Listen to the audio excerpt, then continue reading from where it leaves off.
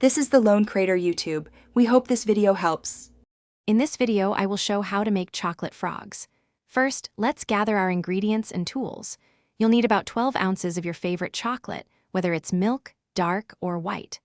A good quality silicone frog mold is absolutely key for getting those perfect shapes. Also, have a double boiler ready, or a microwave-safe bowl if you prefer that method for melting.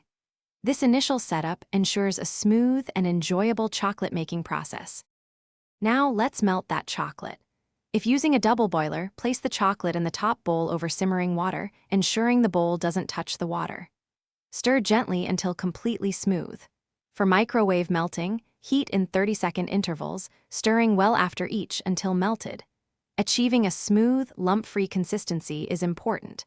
For a professional finish, consider tempering your chocolate. This gives it a beautiful shine and a satisfying snap when broken. With your chocolate perfectly melted, it's time to fill those molds. Carefully pour the chocolate into each frog cavity, making sure to fill them completely but not overfill. Once poured, gently tap the molds on your counter a few times. This helps to release any air bubbles, ensuring your frogs have a smooth, flawless surface.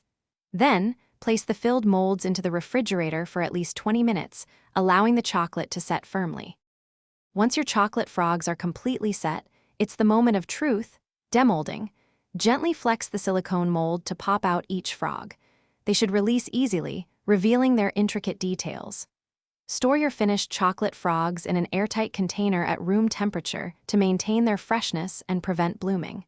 They make fantastic gifts or a magical treat for yourself. Don't forget to check the description for a link to those amazing leak-proof containers and other great deals.